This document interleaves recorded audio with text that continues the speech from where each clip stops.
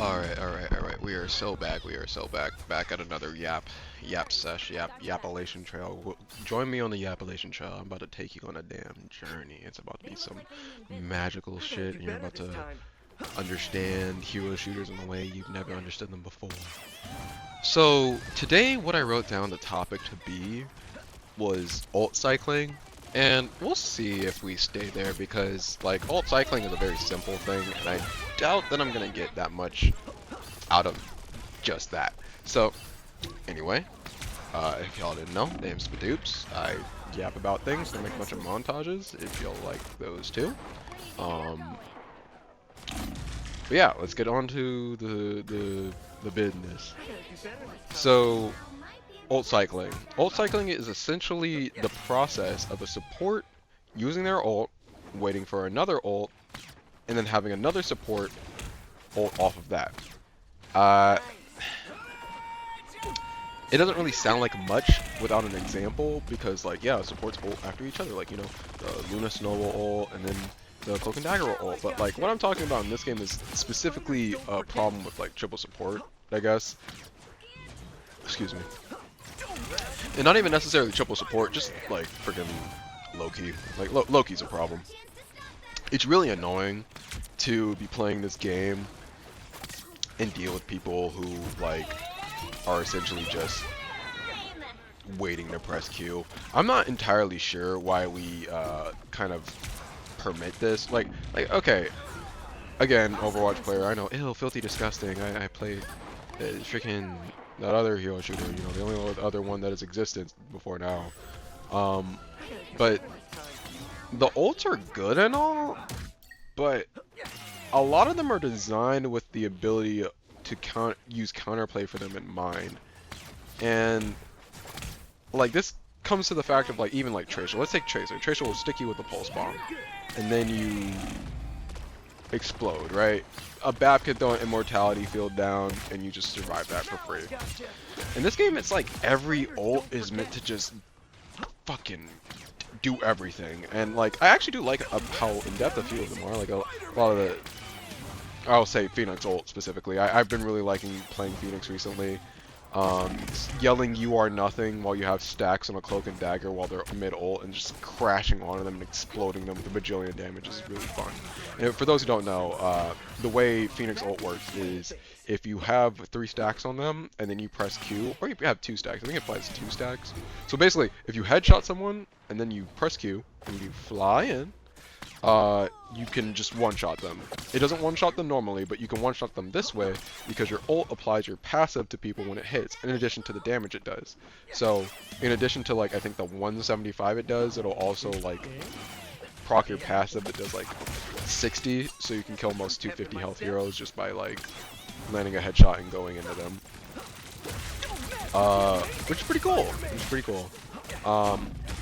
I'm not sure why we like this game being just like the same 5 ults going off over and over again. Like, does no one get tired of hearing us against the world? Fear Magneto, maximum pulse. I'm ready to get on the show. Like, those 4 lines, I think I've been heard in this game more than any other ult in any other game ever. Like, not even League of Legends has had characters where it's just you hear their ult every single fight. Like, it's obscene. Like, ain't no way. And I'm just not sure why people like it. Like, my problem with ult cycling is mainly the fact that ult cycling itself is essentially just waiting to use your ult, because what ends up happening is Cloak and Dagger goes us against the world. God, if you don't have a mag or an Iron Man on your team, yeah, you're not killing this person. So what happens instead? Oh well, especially with Iron Man being a pretty prevalent ban this season, at least as of recording this. I saw Iron Man banned for, like, or at least attempt to get banned in, like, every game I played in rank. Plat 2 has them now, by the way. But no, Plat 3, whatever, I'm Plat. But yeah, freaking us against the world. Like, you basically just have to sit in these moves, like, same with Luna Snow ult, and to a lesser extent Invisible Woman ult. You have to sit in these moves and just farm ult. You just have to sit there and farm ult for, like, just 12, 8, 10, 6 straight seconds. You're just sitting there, no one's taking damage, because what'll happen is it'll be us against the world, and you'll hear us against the world on the enemy team. Uh, no one dies. I don't know how we like are because we'll have mirror comps. We'll have freaking Luna Snow, Cloak and Dagger, or Luna Snow on both teams. So whenever someone uses their don't die ability, the other person uses their don't die ability, and it just becomes this kind of like this thing where no one dies for a few seconds. And this is my main problem with ult cycling, is that not just that people are just using the same ability or whatever. It's the fact that, bro, is it not boring to just sit in the ult goo and just build your ult? Like, there's a time when I'm playing Spider-Man and Hulk where I'll, like, see that this is happening. I'll just jump down, stop doing what I'm doing. I don't even try to move as Spider-Man. I just go into the ult juice and just try to farm ult. Just try to hit as many people as possible because, like, I can't die. I literally can't die. And I feel like that's what everyone does outside of these supports. And it's like, how fun is that? Like, is that fun? Like, one thing I appreciate about Overwatch is they don't have these just don't die moves, like just oh yeah, you're alive for 10 seconds and nothing can kill you. I'm probably like neglecting one, like I mean maybe Nano Boost. Brig ult when it was really strong was like that because she applied armor, and one thing that this game doesn't have is armor, which I kind of appreciate because it would make this problem even worse, where it's just special health that takes less damage per damage instance. So it would make things like shotguns and tracers bullets like worse because they're little pellets, and each of those pellets would do less damage overall, meaning the whole gun does like a bunch less damage overall. And when it comes to burst damage, like Hanzo arrows or Cassidy headshots would do less damage because you have armor. And it used to be egregious. It used to be to the point where like people were straight up invincible. Like you survived pulse bomb just because Brig ulted. It was really disgusting gameplay. But I'll never forget it. I was playing Tracer and I blinked into the enemy backline. It was a Zenyatta, Mercy, Brig, and the Brig ulted, and this was just after she came out.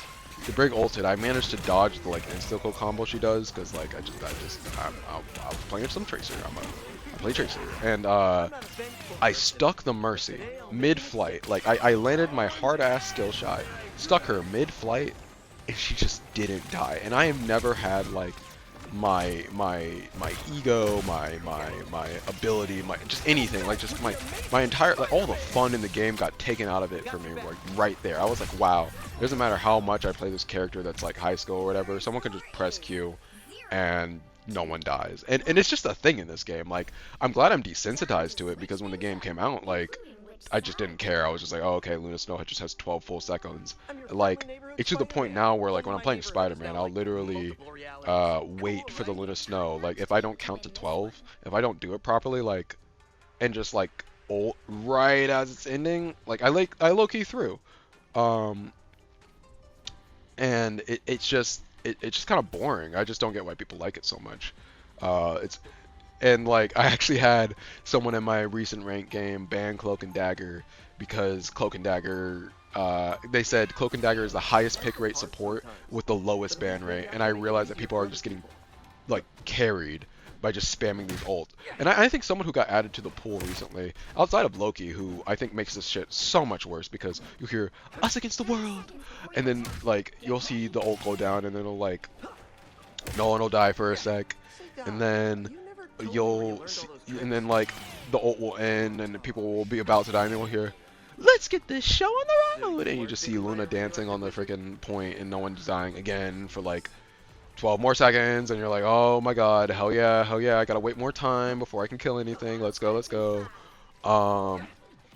And then you'll hear Loki and he'll be like, your powers are mine, us against the world, and you have to go through the whole cycle again. Meanwhile, whole time, Cloak and Dagger, one of the fastest charging ults in the game, by the way. Cloak and Dagger just stacked ult, by the way, so she's at 70%. So you have like after this other Cloak and Dagger ult ends, you have like a 5-second window. Because keep in mind, during all of these ults, you're just ult charging. Like no one's dying, everyone's just ult charging, and it's just like an overtime. Like you're just holding the point. You're just holding the point and just pressing buttons until you get your ult, so you can press your Q to win. Like, it starts again. It starts again. So if no one dies in those 5 seconds, which by the way, the divers are the ones who are supposed to kill them in those 5 seconds. if you kill them in those 5 seconds, the divers, like they're the only persons who can, like, they're opportunists. They're literally supposed to take advantage of that opportunity and burst them. So, and even though, you know, Black Panther's a little problematic, I still think it's best that the Black Panther kills a Cloak and Dagger before Us Against the World happens literally 5 seconds after the low kill. Like, this isn't a very common occurrence. This happens in a lot of games, like especially in high elo. Which is why, like, Loki is banned in high elo, because you just don't want to see this ever. But I personally think it's, like, substituted now in low elo by just playing Rocket. One thing I really don't like what they did about his character is make it so that his ult gives you 200 health and shields per second, or 50 health and shields, but it gives you 200 health overall. Like, giving people another don't die ult is really annoying. And Rockets isn't even that egregious, because you can destroy it, and that's awesome. You know, it's awesome that you can destroy it. You know, if anyone ever did, which they don't, they just kind of like stand there and like take the ult. And I just want to specify, I actually like Rocket ult more than the other ults, because while it does give you this like shield health, it gives you a damage boost, and it makes a lot of characters feel really fun. Like, I can kill things through certain heal ults with the Rocket ulti. But because they gave Rocket this, it just gives you another means to stall, because either you can't kill the team, and they do more damage to you, or you have to take like 8 full seconds to get rid of the lamp, so that the thing goes away, and you're not at a disadvantage during the team fight. Personally, I just, and notice how all of the ults I mentioned, by the way, outside of Magneto and Iron Man, are support ults. And the only reason I mentioned Magneto and Iron Man is because they can one-shot. Like, that's the only reason that their ults are even in the cycle, is because they can just one-shot them and tell them to stop. Like, so I don't even think those ults are unhealthy. It's just like, they're in there. Like, the support ults in this game are just a little bit too free. Like, let me think of some other examples. Not even just from Overwatch, because we can talk about Nano Boost. We can talk about Lifeweaver's Tree. Like Lifeweaver's Tree is probably a really well balanced version of this, where like it does heal the team, but it pulses out like 50, 75 health per second, and it doesn't and you can destroy it the same as Rocket's thing. And in addition to being able to destroy it, it's so big that it's hard not to hit it half the time. In fact, Lifeweavers be using this shit as cover or as a way to block the point. Like, it has multiple uses.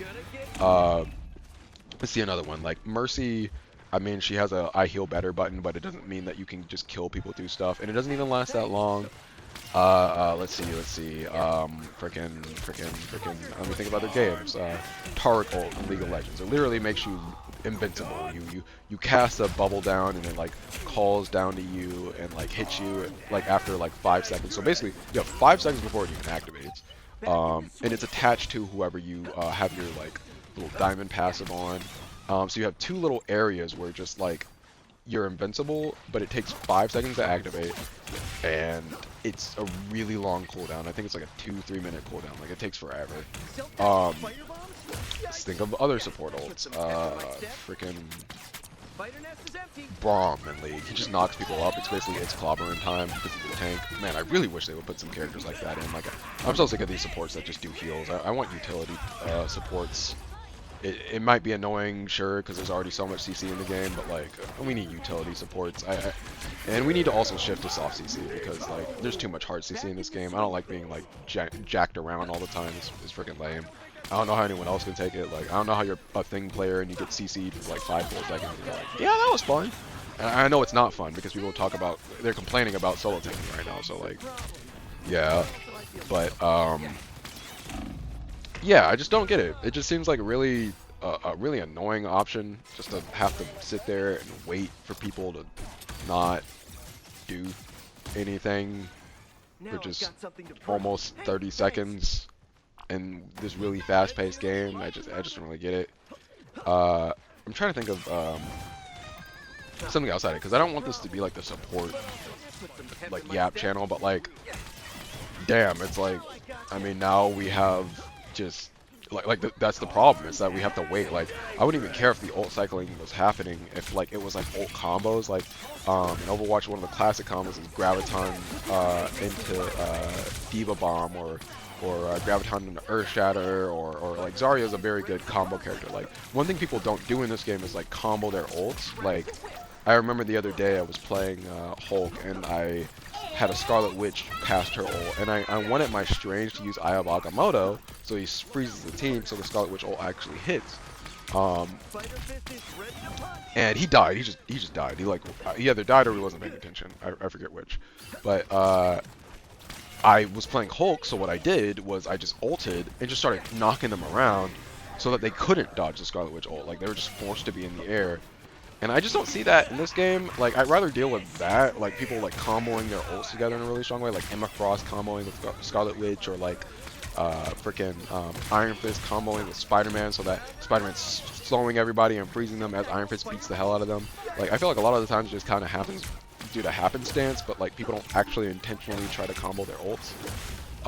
And it's just odd. It's just odd. So like instead we have these like ults that just kind of stall the game out, and it's boring, and like it's like, oh, I don't die, that's the ult. The ult is that I don't die and no one else dies. Like, isn't that fun? Like, no, it's not fun. Like, it just slows everything down. I guess people need it because like it gives you time to react to stuff, but it's just like everyone's playing for Q, bro. Like, and that's why people get so frustrated outside of pressing Q, because they don't know how to just play the regular game. Or I don't even want to say they don't know how to play the regular game. They just don't. They aren't playing the regular game. Their goal is to just heal up until they get their ult. And I mean, with DPS, it's the same. Their goal is to do damage, and same with tanks. Their goal is to do damage until they get their ult.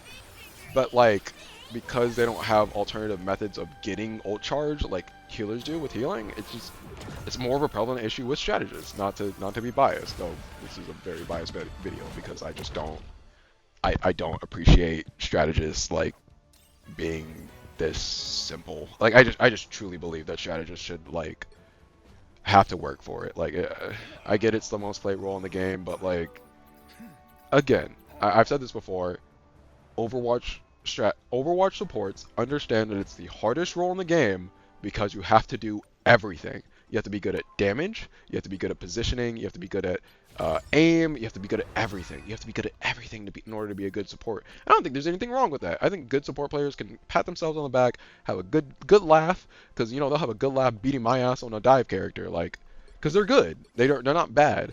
And I want to stress a dive character outside of Black Panther, because I've been looking at the wares and I really want to like be there for my Black Panther players, because like the character is really fun, but just I don't think he's that healthy right now. He reminds me of Zed. He reminds me of Zed a lot, where you just kind of like can be in a bush and then you go out of the bush, and then the person just has to have like lightning speed reactions to not just die for free. And like, while it is a skill issue that people will eventually get over, with Black Panther it's hard because it's in 3D space. So like, so Zed, you can see him teleport everywhere. Like, you can see that he's either going back to the bush, or you can see where his shadow went. Like, you have an isometric view, so you can see everything around you. With Black Panther, you have to turn. You have to turn to look at him. You can't just click on him. Like, you can't just click on him or click away from him or move. Like, it's just so much harder. I don't really know what can be done for a rework. I could probably cook on it, honestly. But yeah, that's it for today. Ult cycling is really annoying. I don't know why anyone has fun with this. It's kind of a really boring way to play this game, and it makes it so formulaic and simple and like rhythmic. It's just, and I mean, I like the rhythm, but like, it's just not fun to wait. Am I the one who feels this way? Please let me know in the comments below. I don't like having to wait for people to just get done not dying, and I can't think of another instance in another game where we just sit here and accept that the game has basically just been put on pause by someone for just pressing their ult button, like just on complete pause, like, because both teams press Q and just no one dies for a second. It's just, and if you don't have that Q on your team, you just have to like walk away from the point, let them have it. They get just 23% because they press Q. Like, I don't know, that just seems kind of frustrating. I will say there is counterplay though, like, especially as Spider-Man, I love being able to pull the Cloak and Dagger out of her ult, uppercut her, and then just tell her like, no Cloak and Dagger, your ult is over now. But a lot of the other supports don't really have to worry about this, so And that's only if you have a Spider-Man on your team, because, you know, if you don't have a Spider-Man on your team, you don't have anyone who can pull the Cloak and Dagger out of their ult, besides, like, Bucky. And Bucky might die positioning himself for that. So, yeah, I don't know. Anyway, done with the yap so far. Be sure to like, comment, and subscribe. And if you have any questions, comments, and concerns, or want to give me a topic to go over next, because I think the next thing I plan on talking about was Spider-Man toxicity, just in general, because I think that character gets a really raw deal of things. It is biased, but I just experience it like every single time I hop in a ring, like no matter what. Like I had a Cloak and Dagger telling me that I needed to skill diff the enemy team, but you're like, I'm not saying Cloak and Dagger takes no skill, but like you're playing Cloak and Dagger and you're telling me that I need to hit the skill diff. Like I just don't, it just doesn't make that much sense saying that out loud. I don't see it. But yeah, be sure to like, comment, and subscribe.